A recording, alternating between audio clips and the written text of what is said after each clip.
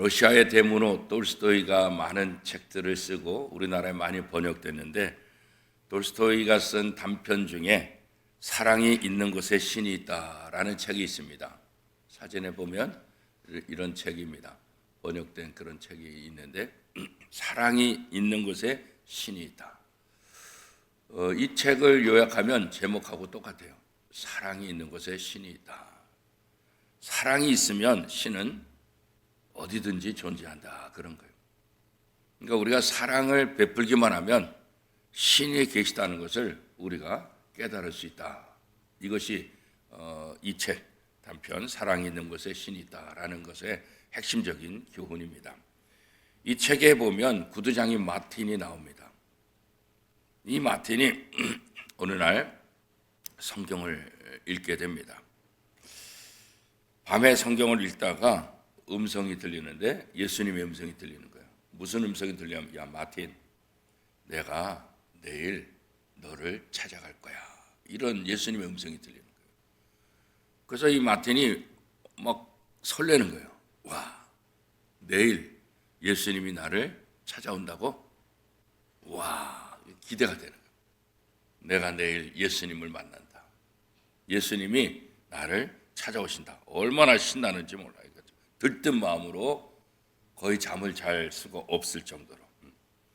그래서 아침에 일어나가지고 예수님을 만날 그 기대감을 가지고 신나게 자기 일터에 가는 거예요. 그런데 예수님이 안 나타나시는 거예요. 아무리 기다려도 예수님이 안 나타나시는 거예요.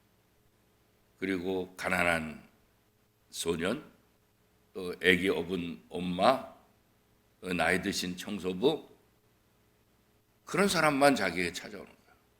그래도 예수님이 오늘 나를 방문하신다 그랬으니까 그 기분, 좋은 기분을 가지고 그렇게 연약한 분들이 왔을 때 따뜻한 차를 대접하고 따뜻한 말을 하고 그렇게 보냈어요. 그런데 결국 저녁이 돼서 집에 갈 때까지 예수님이 오시지 않은 거예요. 아, 예수님이 오신다 그랬는데 왜 예수님이 안 오셨지?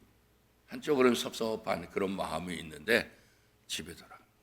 근데 그날 밤 다시 성경을 읽는데 예수님의 음성이 들리는 거예요.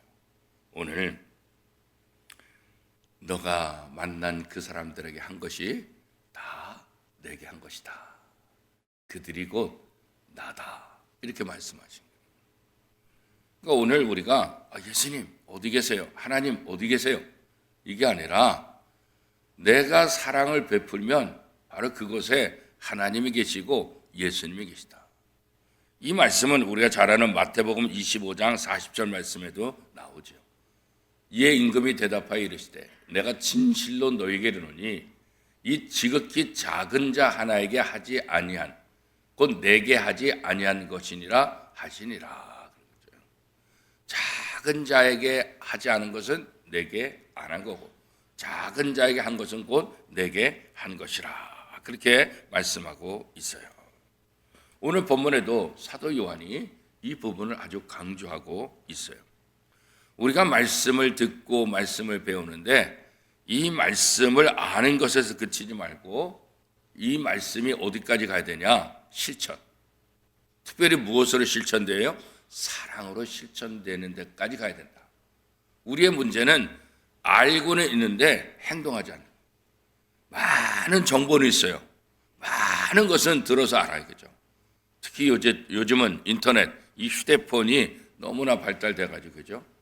모든 것 다 여기 물어보면 다 있어요. 예전에는 뭐 물어보면 걱정을 하게 되고, 어이구, 어떡하지 그랬는데 요즘은 아무 걱정할 이유가 없어요. 왜냐하면 여기에 검색하면 모든 게 다 나오니까. 그래서 이제 우리 목사들의 입장에서는 숫자를 인용하거나 뭐 어떤 것을 인용할 때 꼭 다시 몇 번 확인해 봐야 돼. 왜냐하면 이게 정확한 근거인지, 정확한 근거인지.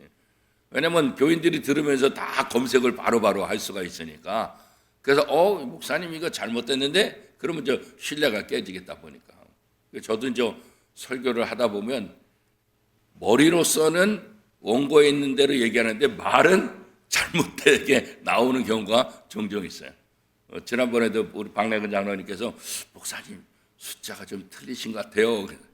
그래서 북왕국 이스라엘이 아수르에 멸망한 그때가 주전 722년. 그래서 제가 성경 공부할 때도 여러분에게 가르칠 때 7이 이스라엘. 내가 말을 안 들으니까, 하나님의 말씀을 안 들으니까 내가 이들을 7이, 누구를요? 이스라엘. 7이 이스라엘. 그래서 722, 722년이 아수르에 의해서 북왕국 이스라엘이 멸망했다. 그런데 나는 몰랐는데 장로님께서 저한테 슬쩍 이렇게, 목사님 날짜가 틀린 것 같다 그러시더라고. 그런데 보니까 922년으로 제가 말을 했다 그러더라고요. 그러니까 머리로서는 722년인데 이 말은 922년으로 그렇게 나올 때가 있다고요. 그죠? 그러니까 우리가 다 그런 거죠. 그래서 설교자들은 이게 언제나 뭘 인용할 때는 굉장히 정신을 바짝 차리고, 특히 숫자 얘기할 때, 연도 얘기할 때, 이건 굉장히, 또 사람 얘기할 때, 그래서 말은 누구의 뽕나무에 올라간 누구죠? 사케오를 얘기하는데, 사케오가 아니라 다른 사람을 얘기해가지고 언제 또 그 사람이 나무에 올라갔어요? 이런 우스갯소리가 예전에 있었다고 하긴 하는데 그런 거죠. 그래서 우리가 마찬가지예요. 말씀에 대해서 다양한 정보를 통해서 많이 아는 거, 이거 굉장히 중요한데, 말씀을 알고 말씀을 공부하고 말씀을 배우고 읽는 진짜 목적은 뭐냐? 그 말씀이 우리 삶 속에 배어져서, 그렇죠? 배어져서, 그리고 말씀이 나타나요. 마치 여러분이 어떤 차를 마실 때 요즘은 너무 잘 나오잖아요. 티백으로 다 나오잖아요. 그러니까 뜨거운 물만 끓여서 뜨거운 물만 딱 받아놓고 티백을 갖다가 딱 집어넣으면은 마시는 차가 우려지잖아요. 그죠? 그런데 그 티백을 뜨거운 물에다가 딱 집어넣자마자 딱 빼면 어떻게 돼요? 그 맛이 안 나오지. 근데 또 너무 오래 있으면 어떻게 돼요? 너무 진해가지고 또 쓰죠. 그러니까 적당하게 딱 우리면은 맛있는 차를 우리가 먹을 수 있는데, 집어넣었다가 빼면은 차가 안 되는 거고, 너무 오래 있어도 이게 문제가 되는 거죠. 그래서 우리가 하나님의 말씀을 들으면은 마치 티백, 이 차가 맛있는 차로 우려나는 것처럼 우리의 삶 속에서 배어들어야 돼. 우리의 삶 속에서 그것이 나타나야 돼. 그래야 맛있는 차를 먹는 것처럼 우리의 삶 속에서도 하나님의 말씀이 더 복되고 아름답게 나타날 수 있다. 오늘 사도 요한이 지금 그거를 강조하고 있는 거예요. 죄를 가볍게 여기는 것, 이게 이제 또 커다란 문제잖아요. 그래서 어제 말씀에 보면 하나님은 빛이시라. 이 빛이시기 때문에 하나님이 빛을 비치면 모든 더러운 것이 다 드러난다. 하나님이 빛을 비치면 우리의 죄악들 다 드러난다. 그래서 우리가 해야 될 것은 이 회개다 그런 거죠. 왜 우리에게 빛을 비춰주냐? 우리가 죄를 지면서도 이 죄가 죄인지를 모르는 거예요. 왜 그래요? 어둠 때문에 그렇다 그랬잖아요. 어둠 때문에. 어둠 속에 있다 보니까 악한 일 하면서 잘못된 일 하면서도 이 분별이 안 돼. 보이지가 않으니까. 그러니까 하나님은 빛이다.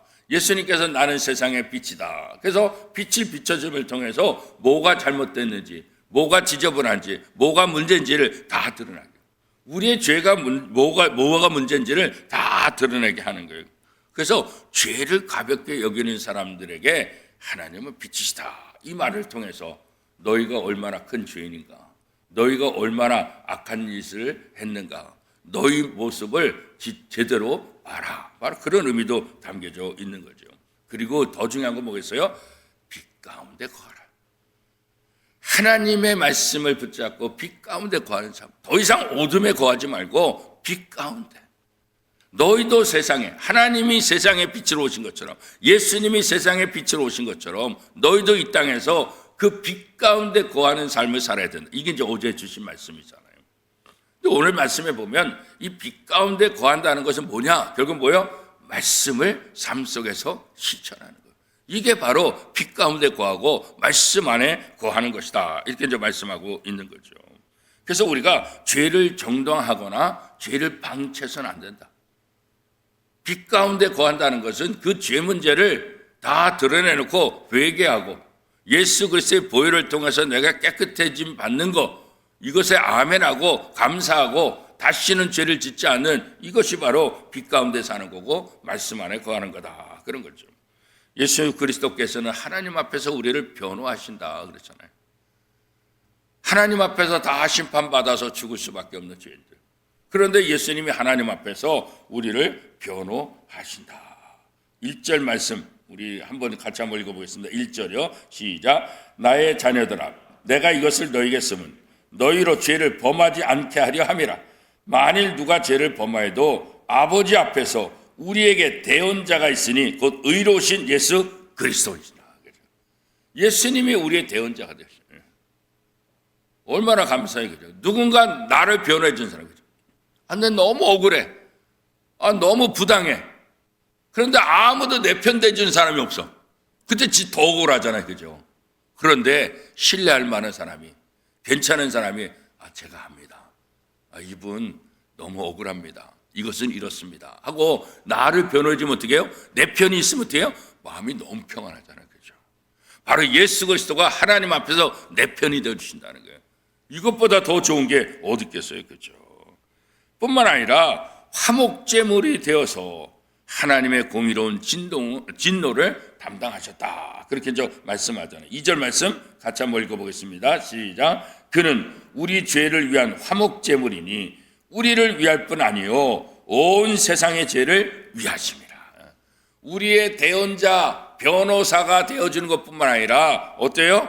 또 우리를 위해서 화목제물을, 감히 하나님 앞에 나갈 수 없는 존재들, 감히 하나님 앞에 설 수 없는 존재들, 그런 죄인인 우리를 하나님 앞에서 변호해주고 하나님 앞에서 화목제물이 되어주셔서 우리로 하여금 하나님 앞에 온전히 나갈 수 있도록 하나님으로부터 받을 수 있는 모든 진노에 대해서 예수님께서 다 담당해 주셨다. 이렇게 말씀하고 있는 거예요. 하나님과 우리 사이에 막힌 담을 허무셨다. 성경 그렇게 말해요. 무엇을 통해서요? 예수 그리스도의 십자가 사건을 통해서. 그래서 죄인인 우리가, 하나님과 우리가 이 막힌 담을 허물어 주심으로 다시 어떻게 해요? 하나가 됐다. 죄인이 하나님 앞에 나갈 수 없었는데 이 죄로 막혀가지고, 그런데 이 막힌 담을 예수님께서 십자가에 못 박힘으로 허물어 주셔서 죄인인 우리가 하나님께로 어떻게 해요? 갈 수 있도록, 성전에 다시 들어갈 수 있도록 그 은혜를 우리에게 베풀어 주셨다. 그런 거죠. 그러므로 우리는 죄를 범해도 그 죄 때문에 나는 끝났어, 이게 아니라 예수 그리스도를 의지해서 하나님 앞에 나갈 수 있는 그런 기회가 우리에게 있다는 것, 이게 우리가 이제 감사드리는 거죠. 그래서 하나님이 명령하신 계명, 그 계명을 우리가 잘 지켜야 된다. 3절 말씀 같이 한번 읽겠습니다. 시작. 우리가 그의 계명을 지키면 이로써 우리가 그를 아는 줄을 알 것이요. 그죠? 우리가 하나님의 계명, 예수님의 계명을 지킨다는 것은 뭐겠어요? 하나님을 사랑한다. 나의 계명을 가지고 지키는 자라야 나를 사랑하는 자니, 이렇게 분명히 말씀하고 있잖아요. 그러니까 예수님의 계명, 하나님이 주신 계명들을 머리로만 아니라 내 삶으로 지킬 때 비로소 뭐예요? 우리가 하나님을 사랑하는 줄을, 하나님을 믿는 줄을, 말씀에 거하는 줄을 알게 될 것이다. 그런 거죠. 그래서 하나님과 친밀한 교제는 말씀에 순종하는 삶을 통해서 나타납니다. 그래서 어제 말씀에 우리가 하나님과 사귐, 하나님과 더 가까워지는 것.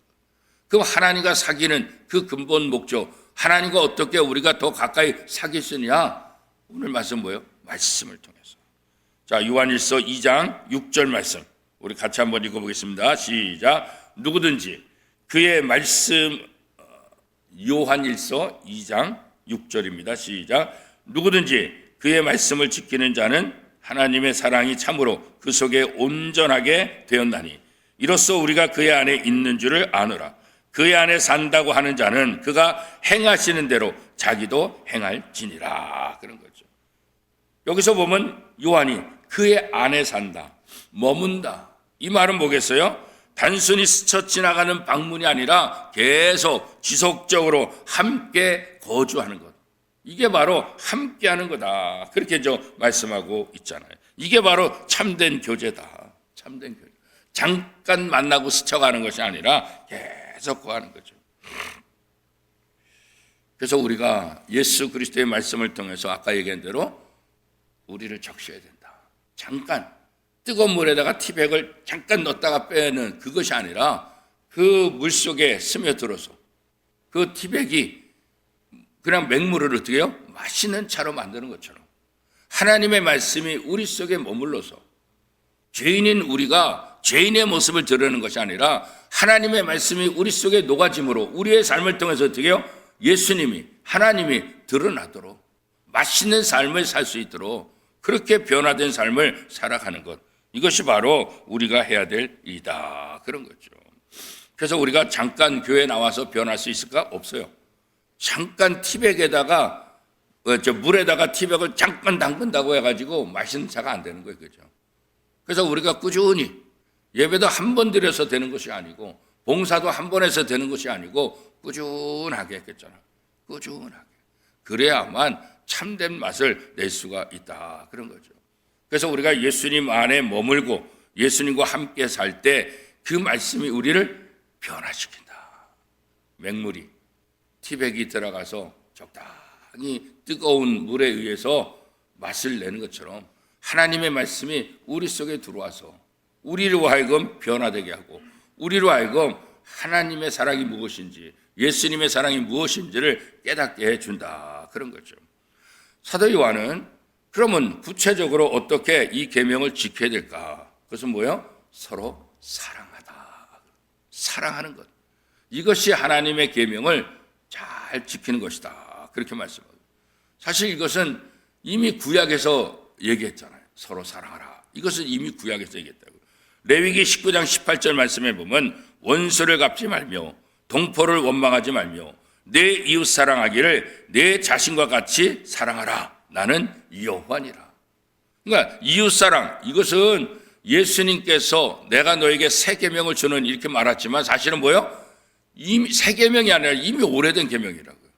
오래전에 구약을 통해서 이미 말씀했다고요. 그런데 예수님께서 말씀하시기를, 오늘 사도 요한도 말씀하시기를 옛 계명이지만 내가 새 계명으로 너에게 다시 준다, 이렇게 말하고 있잖아요.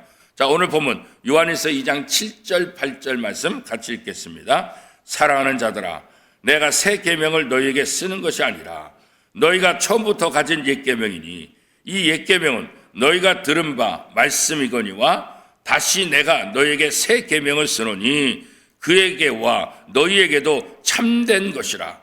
이는 어둠이 지나가고 참빛이 벌써 비침이니라. 이미 구약을 통해서 주신 말씀이지만 내가 새 계명으로 너에게 준다. 왜 새 계명으로 줄까요? 잘 지키지 못하니까. 잘 지키지 못하니까. 그러니까 다시 새 계명, 다시 너에게 이 계명을 준다. 이 계명을 너의 삶 속에서 실천하는 삶을 살아야 된다, 이렇게 이제 얘기하고 있는 거죠. 그죠? 예수님이 십자가의 사랑으로 완전히 우리에게 새롭게 보였어요. 사랑이 뭔지 우리에게 보이셨죠. 사랑한다는 것이 뭐냐? 자신의 생명을 다 내어주셨잖아요. 그죠? 단순한 감정이 아니라, 그죠? 하나님이 우리를 얼마나 사랑하는지, 그 사랑의 깊이가, 그 사랑의 크기가, 그 사랑이 얼마나 대단한지 십자가의 매달림을 통해서 그 사랑의 모습을 우리에게 보내주셨잖아요. 그죠? 왜 예수님이 십자가에 못 박혔을까요? 하나님이 우리를 사랑하시기 때문에. 하나님이 우리를 사랑하지 않으면 왜 독생자를 이 땅에 보내시고 왜 예수님이 십자가에 못 박히겠어요? 예수님께서 십자가에 못 박힌 이유는 단 한 가지. 우리를 사랑하기 때문이죠. 우리를 사랑하기 때문에 우리 죄 문제를 해결하기 위해서 자신이 우리가 받아야 될 진노, 우리가 받아야 될 저주를 온몸으로 대신 받은 거라고요. 부모가 자식을 위해서 희생하는 거. 왜 희생해요? 사랑하니까. 그렇죠. 사랑하니까 희생하는 거죠. 사랑하지 않으면 어떻게 희생할 수 있겠어요? 그렇죠? 그래서 예수님이 십자가를 바라볼 때마다 하나님이 우리를 얼마나 사랑하는가. 그것을 우리가 다시 한번 깨닫게 되는 거예요. 요한일서 4장 8절은 이렇게 말하죠. 사랑하지 아니하는 자는 하나님을 알지 못하나니 이는 하나님은 사랑이심이라. 하나님이 사랑이다. 그러므로 형제를 사랑한다는 것은 단순히 좋은 감정을 표시하는 것이 아니라 그 사람의 필요를 채워주고 그의 영혼을 살리는 행동입니다. 하나님이 그래 내가 너희를 사랑한다. 말로만 하지 않았다. 말로만. 이스라엘 백성들에게 필요한 것들을 늘 공급해 주는. 광야 생활할 때도 마찬가지. 적과 꿀이 흐르는 가나안 땅에 들어가서도 마찬가지. 우리가 죄를 짓고 하나님을 떠났고 하나님을 저주하고 하나님하고 상관없는 삶을 사는 그 순간에도 하나님은 자신의 독생자 예수 그리스도를 이 땅에 보내셔서 십자가에 못 박혀 돌아가시게 하잖아요. 하나님은 사랑을 말로 하신 분이 아니라 행동을 하셨다. 그 행동의 클라이막스가 뭐예요? 바로 예수님의 십자가 사건이에요. 우리도 보면 말로만 사랑할 수 있다고 말해요. 누가 그러더라고요. 말이라도 해주면 감사하죠. 말로도 안 해요. 그러더라고요. 말이라도 해주면 감사하죠. 근데 그리스도인들은 말로만이 아니라 뭐예요? 행동으로, 삶으로. 그래서 구역 모임이 중요한 거예요. 남선교회, 여전도회 모임이 그래서 중요해요. 교회 안에서 봉사하는 거 그래서 중요한 거예요. 말로만이 아니라 우리의 삶으로, 우리의 행동으로 하나님을 사랑하는 것, 예배 참석하는 것이 바로 그런 거죠. 내가 하나님을 사랑하는 것, 예배 참석하는 것. 하나님을 사랑한다고 하면서 예배에 빠진다고 한다면 하나님 사랑하는 거 아니죠. 성도들을 사랑한다고. 말로만이 아니라 서로 교제하고 기도해주고 그렇죠. 이거 굉장히 중요한 거죠. 그래서 우리가 사도 요한이 왜 이 말을 하고 있는가? 이것을 다시 한번 좀 생각해 볼 필요가 있죠. 형제를 사랑하는 자, 그 사람은 바로 빛 가운데 거하는 빛 가운데. 그리고 말씀 안에 거하는 거다. 말씀 안에 거한다는 것은 결국 그 말씀을 실천하는 삶. 그 말씀을 실천하는데 대표적인 것은 뭐냐? 서로 사랑하라. 사랑이 없으면 아무것도 아니라 하죠. 울리는 꽹과리라 그랬잖아요. 사랑이 없으면 아무것도 아니라고 얘기하고 있잖아요. 그렇죠? 그래서 이 사랑하지 않으면, 형제를 미워하면 이게 다 뭐예요? 아직 어둠에 있는 것이다. 우리가 빛 가운데 걸어야 되는데, 말씀 안에 살아야 되는데 형제를 사랑하지 않으면 그것은 뭐예요? 여전히 어둠 속에 있는 거다. 그렇게 말하는 거죠. 자, 요한일서 2장 9절 10절 말씀 같이 읽겠습니다. 빛 가운데 있다 하면서 그 형제를 미워하는 자는 지금까지 어둠에 있는 자요, 그의 형제를 사랑하는 자는 빛 가운데 거하여 자기 속에 거리낌이 없으나. 그런 거죠. 그러니까 사랑을 실천하는 사람은 빛 가운데 거하는 거고, 사랑을 실천하지 않는 사람은 뭐예요? 아직도 어둠 속에 있는 거다. 여러분 어때요? 빛 가운데 있습니까? 여전히 어둠 속에 있습니까? 지금 바깥이 어둠이니까 어둠 속에서 왔지만 그 어둠 속에서 예배당에 오니까 환하잖아요. 그죠? 어둠 속에 있던 우리가, 그죠? 성경 말하잖아요. 너희가 전에는 어둠이더니 이제는 주 안에서 빛이라. 어둠이었던 우리 과거, 어둠이었던 우리의 삶, 그러나 예수 그리스도를 통해 이제는 빛이다. 그러므로 빛의 자녀들처럼 행하라. 그렇게 말하잖아요. 그래서 우리가 과거에 하나님의 사랑을 몰랐다 하더라도 이제 하나님의 사랑을 알았으니까, 예수 그리스도의 십자가를 통해서 하나님의 사랑이 얼마나 대단한지 알았으니까, 우리가 그 사랑을 받았으니까 우리도 그 사랑을 실천하는 삶, 이게 바로 빛 가운데 거하는 거고 말씀 안에 거하는 거다. 그런 거죠. 사랑은 단순한 덕목이 아니에요. 우리가 빛 가운데 있는지 어둠 가운데 있는지를 드러내는 아주 중요한 표. 우리가 초등학교 다닐 때 리트머스 시험지 있잖아요. 그죠? 리트머스 시험지 알칼리냐 산성이냐 그 넣어보면 알잖아요. 그죠? 넣어보면 리트머스 시험지를 넣어보면 분명히 드러나잖아요. 내가 어둠에 있는지 내가 빛에 있는지, 그 리트머스 시험지가 뭐냐? 바로 사랑이라는 거죠. 사랑을 실천하면 빛 가운데 있는 거고, 사랑을 실천하지 않으면 여전히 어둠 속에 있는 거다. 그런 거죠. 사랑하지 않는 사람들은 자신이 어디로 가는지 알지 못해서 우리가 헤맨다. 왜요? 어둠 속에 있으니까 계속 헤맬 수밖에 없잖아요. 그래서 요한일서 2장 11절은 이렇게 말하죠. 같이 읽겠습니다. 그의 형제를 미워하는 자는 어둠에 있고 또 어둠에 행하며 갈 곳을 알지 못하나니 이는 그 어둠이 그의 눈을 멀게 하였습니다. 어둠 속에 있으면 헤맬 수밖에 없는 거예요. 어둠 속에 있다 할지라도 예수 그리스도의 빛에 의해서 이끌려 나가게 되면 우리가 또 바른 길을 갈 수가 있잖아요. 그래서 우리의 삶에 가장 중요한 것은 뭐냐면 주님을 바라보고 주님의 말씀에 순종하는 거다. 그런 거죠. 오늘 말씀은 오늘 우리에게 도전이 되는 거예요. 내가 지금 빛 가운데 거하는가? 아니면 어둠 속에 있는가? 말씀을 아는 데서 그치지 말고 사랑을 통해서 그 삶을 살아라. 사랑을 통해서 하나님의 말씀을 드러내라. 이 말씀 아니겠어요? 그렇죠? 이게 바로 말씀 안에 거하는 성도들의 자세다. 그런 거죠. 오늘 1절, 2절이 분명히 우리에게 말하잖아요. 예수님이 우리의 변호인이고 예수님이 우리의 화목제물이 되어주셔서 우리를 사랑하시고 우리를 하나님과 함께하게 하셨다. 자, 1절, 2절 말씀 우리 다시 한번 읽어보겠습니다. 요한일서 2장 1절, 2절 시작. 나의 자녀들아 내가 이것을 너희에게 쓰면 너희로 죄를 범하지 않게 하려 함이라.